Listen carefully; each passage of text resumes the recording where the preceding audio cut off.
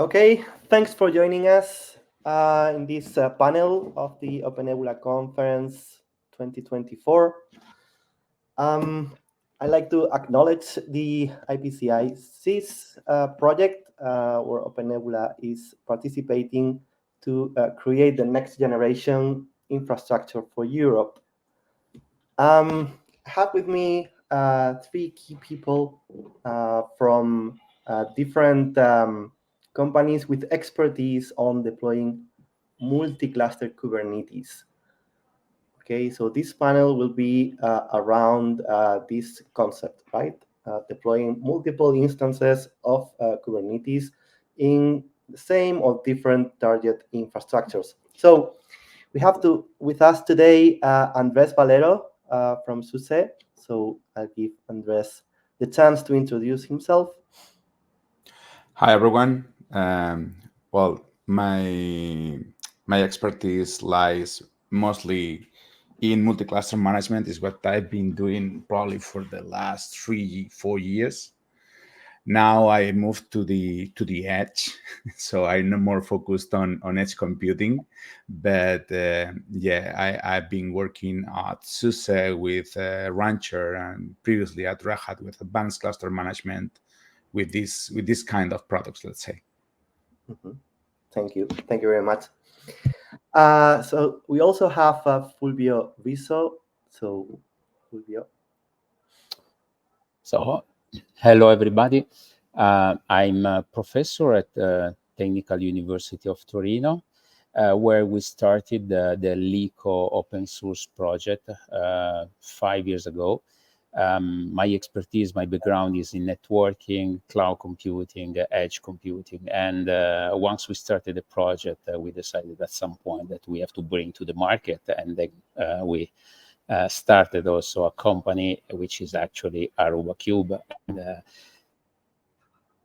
in that company, I'm in charge of the innovation. Okay, thank you very much, Fulvio. And we also have with us Mario Fahlandt. Sorry if I'm not pronouncing your surname correctly. Yeah, please, Mario. Yeah, hi, that's fine. Hi, I'm work for Kubermatic, and there I'm doing multi-cluster setups in multi environments, so not only on-prem. So we basically stretch clusters across edge, on-prem, and cloud, so that you have like stretch clusters. And yeah, I'm there since 3.5 years now. And I'm also part of the Kubernetes project where I'm in SIG Infra and SIG contributor experience. Very nice. Okay, thank you. So lastly, I'll introduce myself. My name is Constantino Vázquez, and I'm one of the main developers and also founders of OpenNebula Systems. Okay, so I'll take this opportunity. I'll rob you a couple of minutes just to explain why we are having this panel in the OpenNebula Conf. You may be wondering, OpenNebula is a virtualization tool, but we need to acknowledge the importance, obviously, of the containers paradigm in today's development and infrastructure arena, right? So, however, at OpenNebula, we are experts on virtualization. We also acknowledge that there are tools that manage containers that are born to do so, like Kubernetes, right? So we don't want to overstep, right? So at OpenNebula, our approach to container management is to give the flexibility and dynamicity to different Kubernetes installations, right? Which we virtualize, or rather OpenNebula virtualized, and well, with all the advantages that gives, right? So if you install OpenNebula from scratch, you have access to the OpenNebula Marketplace, which has different appliances, okay? And one of them is the OneKE Appliance, right, which is based on Rancher RKE2. So this is basically OneFlow service. Okay, so OneFlow is the OpenNebula component that is able to manage a set of virtual machines with dependencies between them, also with the ability to add elasticity rules and so on and so forth. So the OneKE Appliance is basically a OneFlow service that deploys a Kubernetes cluster, okay, as a single entity with Longhorn, multi-cluster. There's a different functionality that is present in OneKE, which is, by the way, CNCF certified, right? So if you have an OpenNebula installation, even if it's from scratch, you can quickly import this appliance and start deploying different Kubernetes instances, okay, in a multi-tenancy environment. Okay, and this takes advantage of the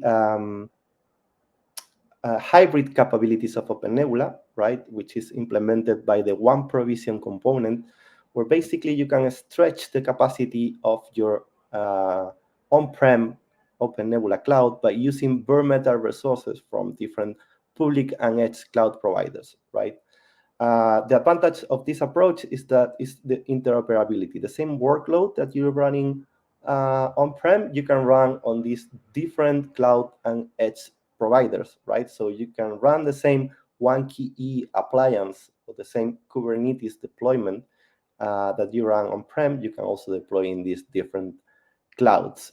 Okay, so this is the approach that we have in OpenNebula about deploying different multi-cluster Kubernetes. Okay, and we want to discuss with similar minded tools like the ones represented by the people in this panel, okay, about the different approaches and the different challenges that we face, okay? So we have a set of questions. I can start asking the first one, which is, how does your current solution integrate with other cloud and on-premises infrastructure? Okay, so, well, from the point of view of OpenNebula, just introduce, basically how through this one provision tool, we are able to deploy or stretch OpenNebula in different public cloud providers and be able to deploy different instances of Kubernetes in these different providers. So I like you also to chip in and maybe explain how you are approaching this challenge in your own solution. Should I start? Yeah, please. Yeah. Well, basically, with Rancher for these hybrid environments, you have diverse options, right? So mainly with all ES platforms, you communicate with the API, you provision whatever infrastructure you need, and then you deploy Kubernetes on top of that. And then the Rancher agent is the one that, let's say, provides all the functionalities, all the management, role-based access, etc. So it's the best of, or at least what I like most of Rancher is that basically you don't have to connect to different APIs in different clusters.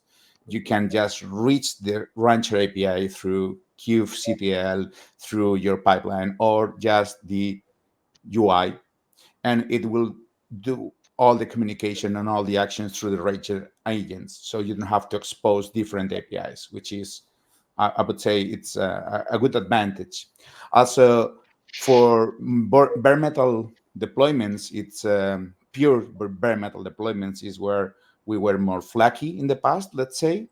But now with Cluster API and MetalCube, that's something that we also support now in our, for instance, our AT product for telco.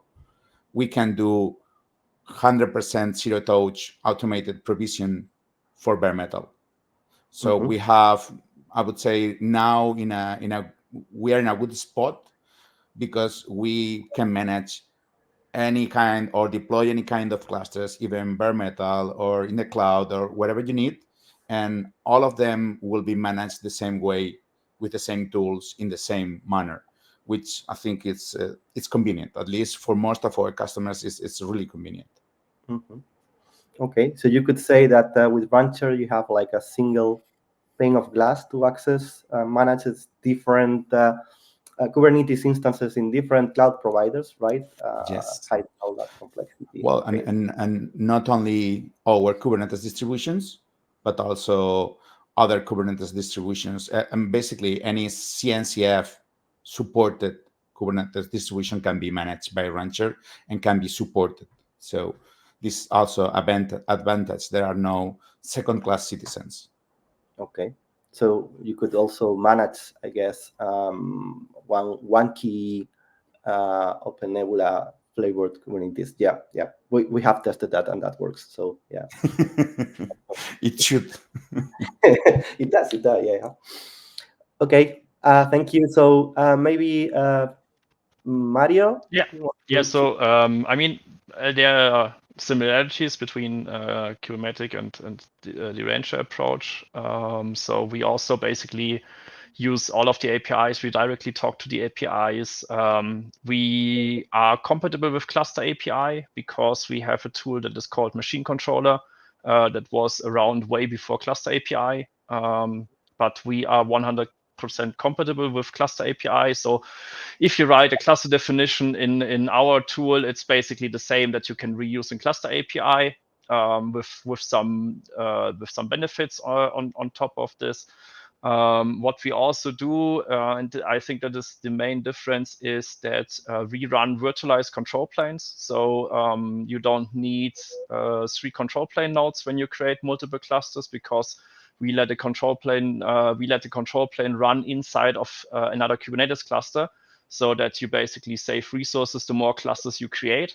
And the good thing there, and this is especially for the edge, when you go into the edge world, that you can go ahead and just create the edge nodes, and the control plane of this cluster is basically running somewhere in a nearshore data center or something like this. So you can basically stretch your cluster from edge to data center, and it still continues to run. And for the multi-tenancy, because we run Kubernetes inside of Kubernetes, we also have the single plane of class. But especially when you look in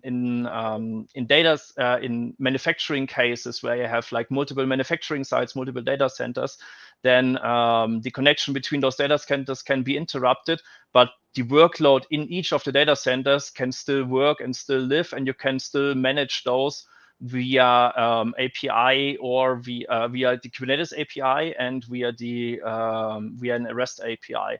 And the good thing there is basically that you have this resilience and the self-healing aspect in each of the clusters. So it's all containers, right? So you have, if something fails, it's restarting and retrying automatically until it comes back up. And for the edge provider, we also integrated now an automated way that you can install bare metal and edge. And what we also saw, luckily for us in the last years to arise, is more and more KubeVirt.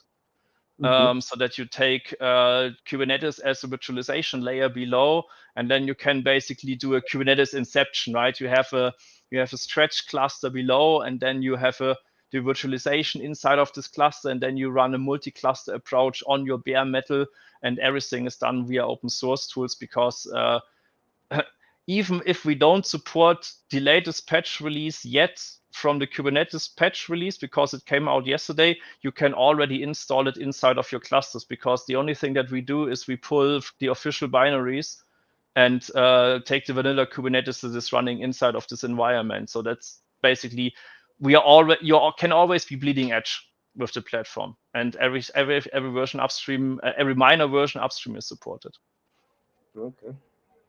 Okay, thanks. I already have some questions, but I think we'll save them for later on. And now maybe Fulvio, You can explain your ArubaKube approach, which I think is a bit different from what we are talking up to now. So we start from the idea that cluster already exist. So if they do not exist, somebody else has to create for us. So we start with two clusters that are already there. They have already their control plane, maybe their own application, and so on. And then from one of the two clusters, we can extend and we create a virtual cluster that extends over the other as well. So basically, we create a sort of virtual cluster on top of existing clusters without breaking the sovereignty of the. So what we do at that point is that the creator of this virtual infrastructure becomes the manager and the operator in a bigger cluster that has some local resources and some remote resources, and everything is perceived as everything is local. Given that we operate on already created clusters. I mean, the solution. By the way, we are a startup. We are small, so we don't have all the power of big companies. So we have to focus on a specific problem, and this is our particular objective.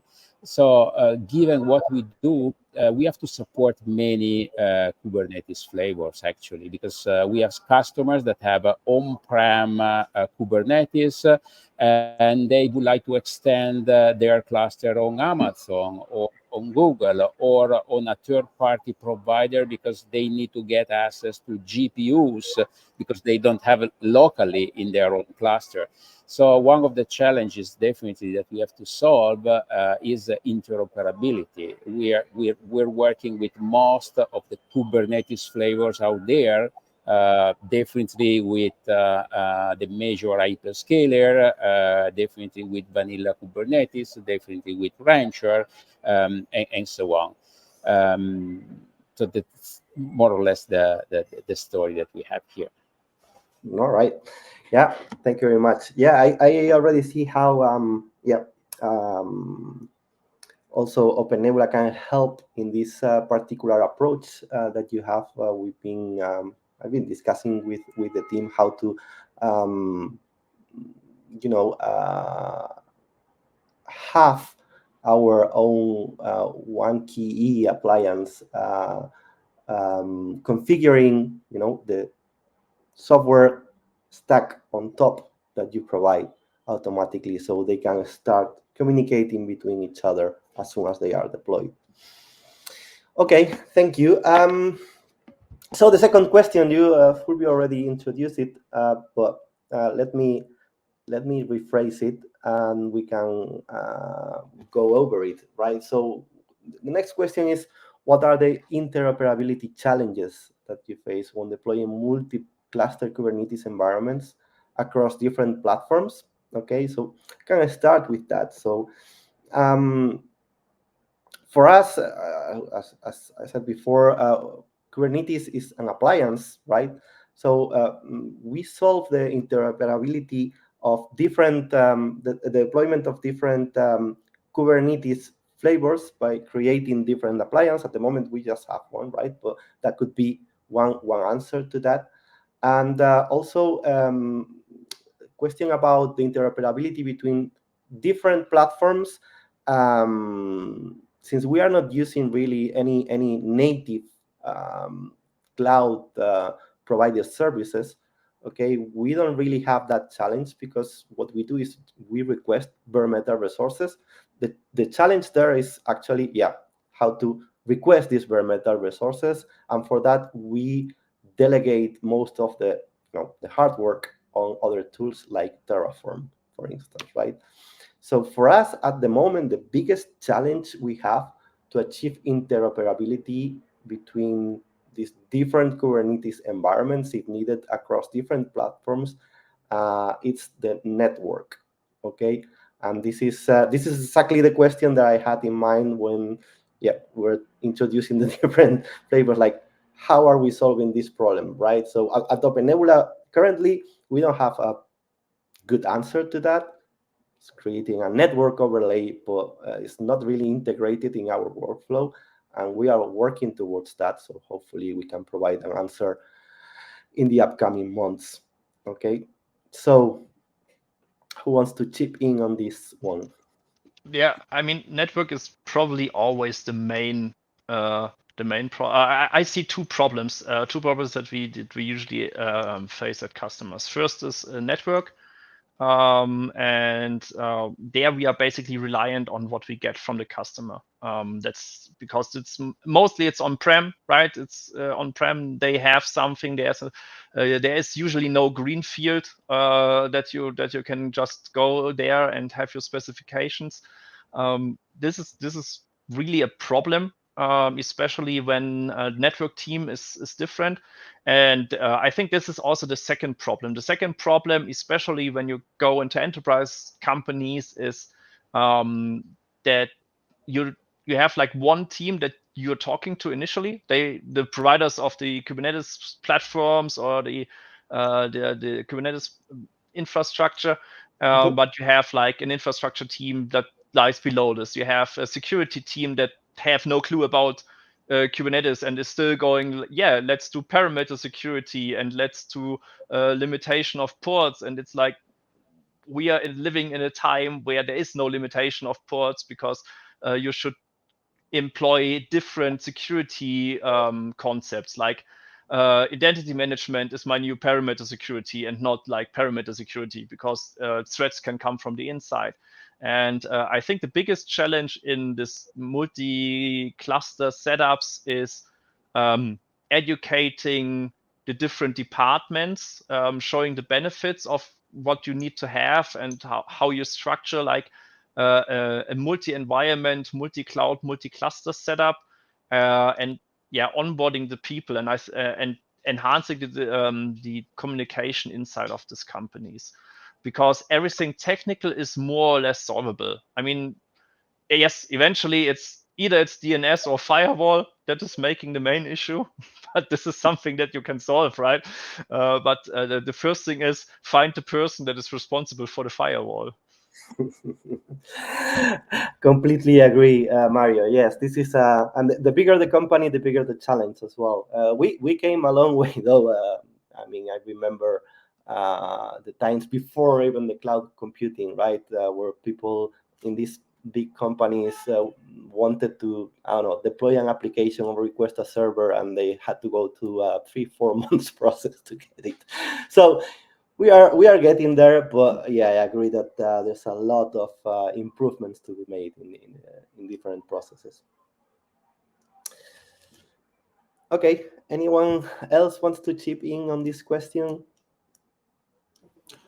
Well, really, I agree with Mario on this one, because when in my previous role, that was one of the biggest issues, is having people to, let's say, forget about their parcel and working together through a common result.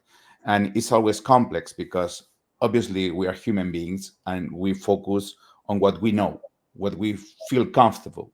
Yeah. And yes, because at the end, what you need to get this interoperability in terms of networking, at least for ranches, not that complex. You need the communication to go through so the agents can talk each other. So it's not rocket science, but the human factor is complex. I fully agree with Mario on this one. Yeah, absolutely. And yeah,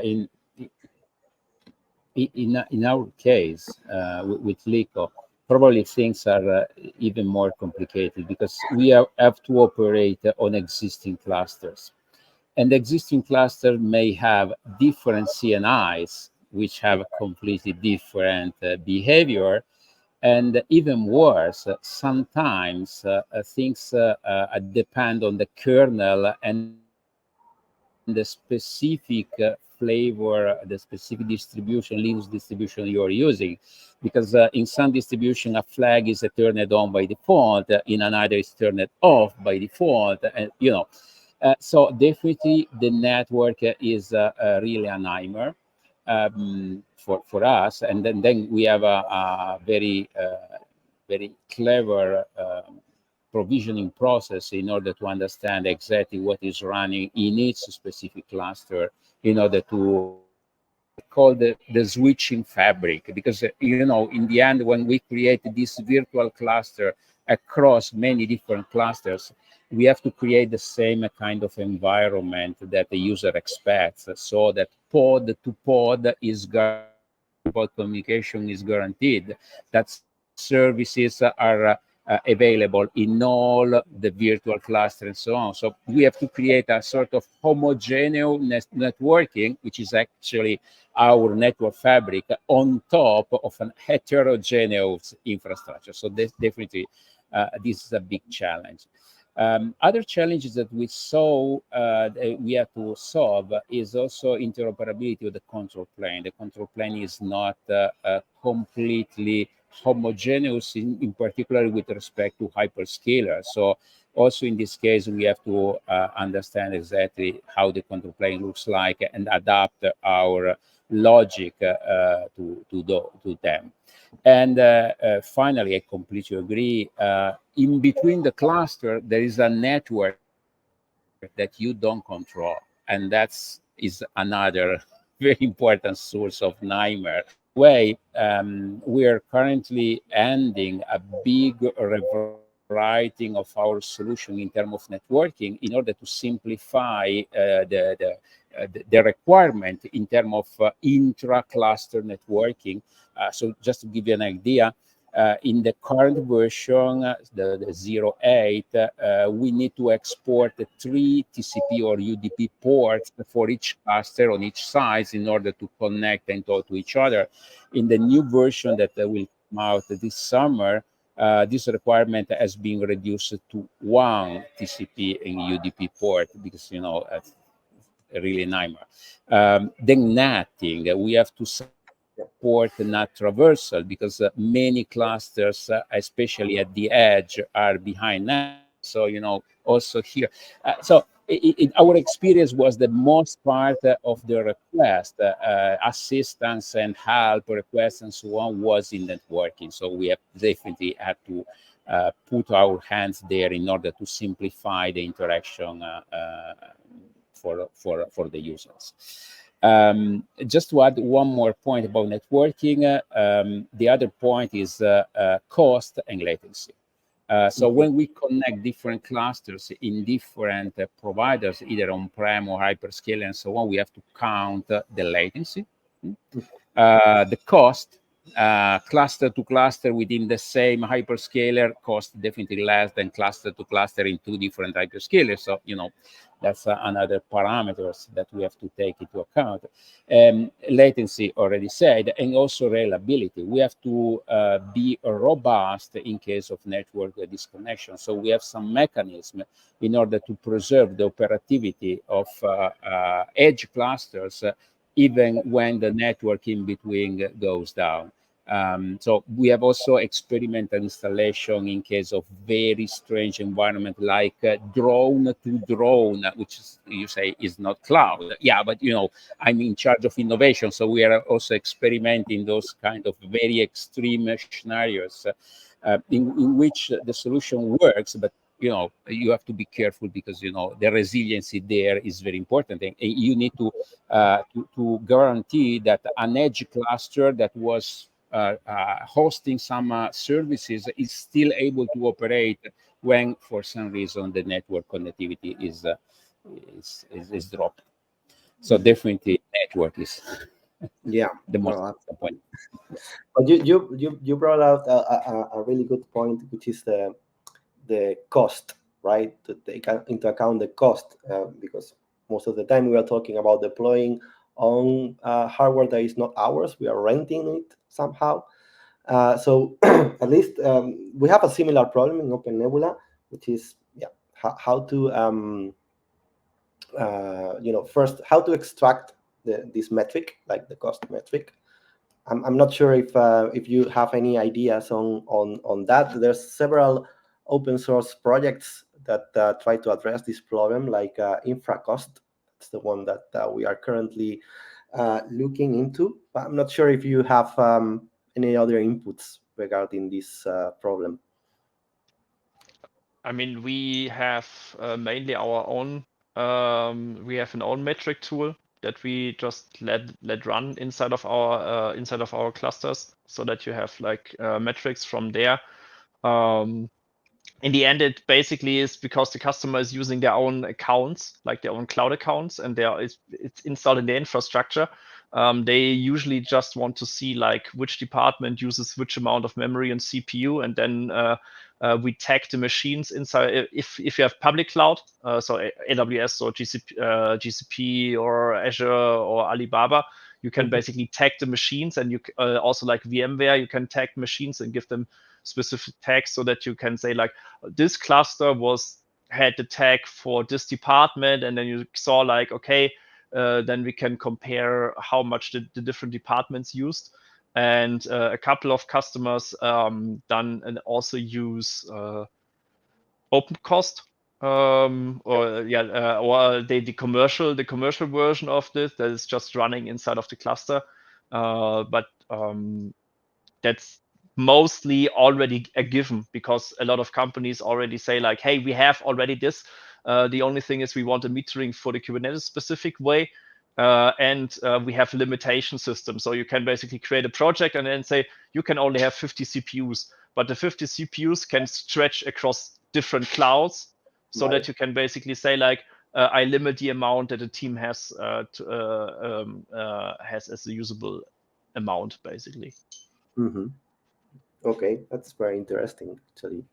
I don't know if this applies to you, Andrés, if Rancher. Yes, it's quite similar. We use KubeCost, or we provide KubeCost inside our marketplace, so customers can install that. We use projects and role-based access and quotas to make sure that everyone has a limit of what they can consume. But at the end, let's say that controlling the costs is not our business. Right. So we provide tools for the customers to do so. Obviously, we try to help, but we focus more on, okay, let's control who can do what or consume what, and then controlling the cost is completely separated thing.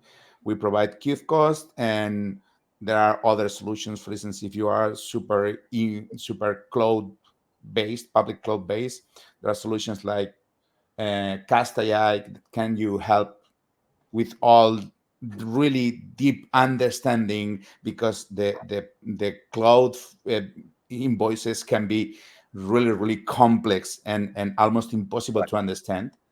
So there are specific tools for that can really help you in that. But let's be honest, it's not what we do. Right. Yeah. And I fully understand. And this is approach that we follow in OpenNebula as well. At the end of the day, okay, we provide a tool, but you input your AWS credentials there, and then we provide metrics, but it's up to you really. If you request 10 really powerful bare metal nodes, well, you'll pay for it. And yeah, cloud invoices, they are complex, and they are most often they're not a surprise.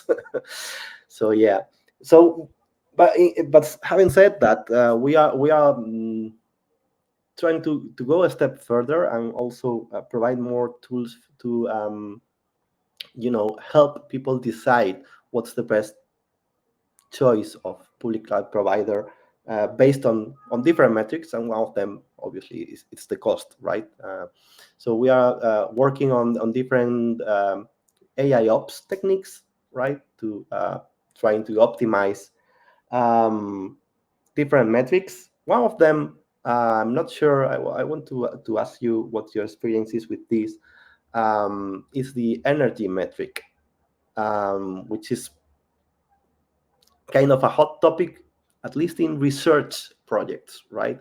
But I'm not sure how what's the real impact of this in the more production environment. So do you have experiences or demands from your customers or users in terms of energy consumption metrics? So from the metric, sorry. So from an energy consumption metric itself, not really, but they want to, there's more the case of, I want to use my hardware and my cloud resources as efficient as possible. And if I use them as efficient as possible, I already say like I save energy. So for example, we get even more requests that are more like, I have a fixed number of nodes and I want to scale them. I want to distribute them between clusters on demand, so that I basically say like, during working hours, they are inside of my development clusters. And then at 5 p.m., the cluster scales down to 0, which is possible because it's just the control plane is running inside of the other cluster. So the machine deployments go down to 0. Then the cluster is basically idling. And the other cluster that is then taking over automated tasks like batch jobs or renderings or stuff like this is then scaling up, so that your machines are used 24/7, so that you basically can rescale your data center, so that it takes longer before you need to buy more hardware. But I mean, this is also highly dependent on applications that are running there, so that you have like, okay, I have now the ability to scale on time. I mean, there's a project which is called Kube Green, where you can also say like, I scale my deployments to 0 based off date and time inside my cluster, so I can even reduce this. And this is the approach that most of the companies are asking for, that they can save on the amount of the machines that they have, so that they don't have like the virtualization layer or their bare metal layer just lying around and doing nothing and just consuming energy without doing something. And also in the public cloud, that I don't pay for the machines that I don't use. So there we also have spot instance and preemptible instance support on the different clouds, so that you basically say like, hey, I have throwaway workload that is not as reliant, that the node stays there, so that you can choose the cheapest and the regions for that are energy efficient, so that you can say like, hey, if I go to the Nordics in Europe, for most of the public cloud vendors, it's like green energy, because they use things like this. So this is more or less, this is the main request that we get from our customers. And the good thing is that the energy consumption is then a benefit that comes with it, right? It's not the focus, but it's automatically there. Yeah, absolutely. I think the key word is consolidation. And also you make a good point, because that's what I'm seeing also, like this push to even have some energy tax associated with different cloud providers, like what we have in the fridge, like A++, right? So these guys are using renewable energies, things like that. So there's a push towards this kind of metrics. I think Fulvio, you wanted to chip in before. Yeah, just adding my answer to the previous question about cost, because I agree with the other that we are not the one that are okay, let's say, in charge of the cost, but I would like to make a very strong assumption here. For us, the infrastructure is a commodity, and also for our customers. Because once you have virtual clusters, let's say, and then your pod can be here or there or in another third location. Who cares? So, there's a huge opportunity of orchestrating your workload based on different parameters. And definitely one is cost, and definitely another is energy. Not just energy consumption, but what we are assisting to is people asking for carbon intensity. So, I would like to have my workloads running on green energy. But if the infrastructure is a commodity, who cares? Okay, so there are huge opportunities for us to create a super orchestrator that is able to move the workload in a clever way in order to satisfy the additional goals that can be minimize cost or try to privilege carbon neutral energy or such this stuff. This is something that doesn't exist yet in Liqo, but that's a direction that we are currently investigating internally. Yeah, that's exactly. That's very interesting. I mean, there's a huge opportunity to optimize the use of resources across the board. So yeah, we have to work towards that. Okay, we don't have that much time left. So I'm quick comment on Andrés, that, on the energy. Well, let's say it's not a main focus for most of our customers, but however, it is a really important one for telco right now in Europe. And we collaborate with Project Silva, and this is something that is quite important. And many of the telco operators in EU are looking into this. It includes, some of them are making studies of CO2, not only on the energy, but also on the fabrication process of the hardware consumed.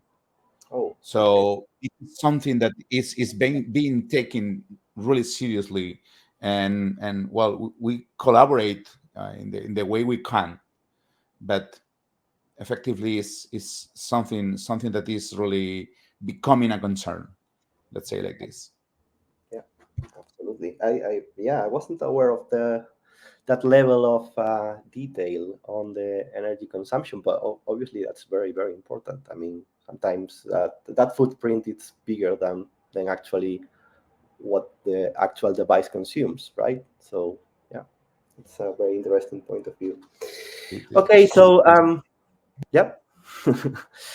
No, I was saying that it's surprising the comparison between the fabrication and the consumption.